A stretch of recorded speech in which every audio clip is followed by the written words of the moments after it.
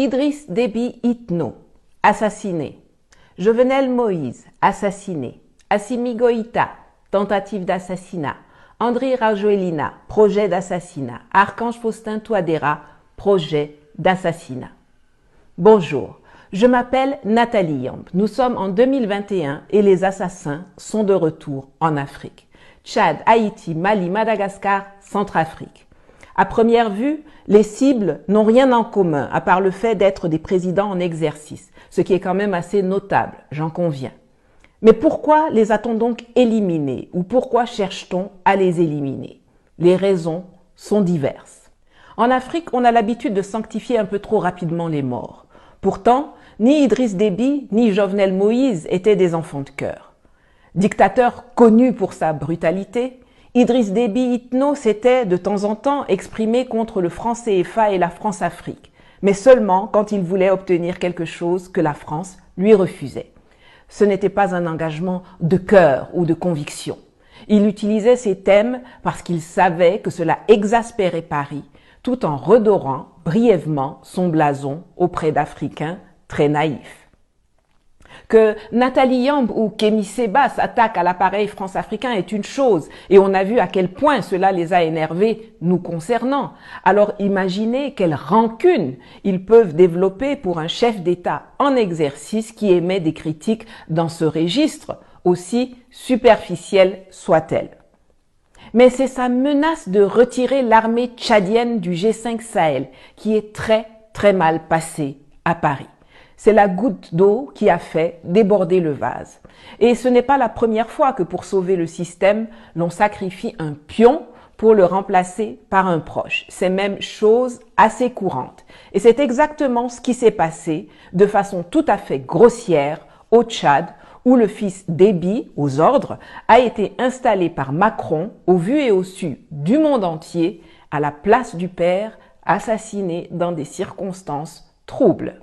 Scénario quasi similaire en cours à Haïti où Jovenel Moïse, mis au pouvoir par un cartel d'une douzaine de familles libano-syriennes qui tient l'économie de l'île soutenue par la trinité impérialiste USA, Canada et France, a voulu se retourner contre une partie de ses parrains d'hier et en a payé le prix le 7 juillet dernier. Moïse était tout sauf un saint. C'était un corrompu, un hors-la-loi qui s'accrochait au pouvoir et qui est mort dans la violence qu'il a lui-même imposée à ses opposants et populations avec l'aide de gangs qui semaient la terreur dans le pays.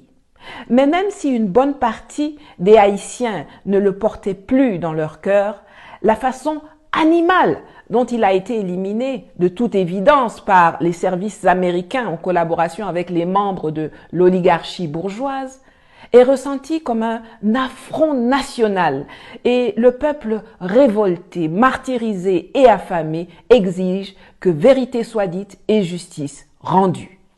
Et c'est au milieu de cette émotion populaire que, taratata, comme dans un polar, on fait revenir l'épouse éplorée, qui bien que très légèrement blessée lors de l'attaque, a été très rapidement et opportunément évacuée aux États-Unis, où elle a reçu non seulement des soins, mais aussi le script de ce qu'elle doit faire et dire pour continuer, ainsi que ses enfants, de pouvoir bénéficier de ses biens et surtout de la vie sauve.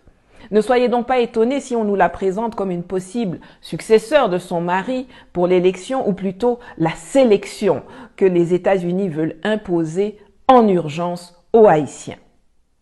Nous avons trop souvent à la tête de nos États des gens qui vont conclure des pactes bizarres avec des gens bizarres et qui se font liquider par leurs partenaires quand ils ne leur conviennent plus ou quand ils ne respectent plus à la lettre ces engagements contre nature qu'ils sont allés signer dans notre dos pour leurs intérêts personnels et non pour ceux du pays.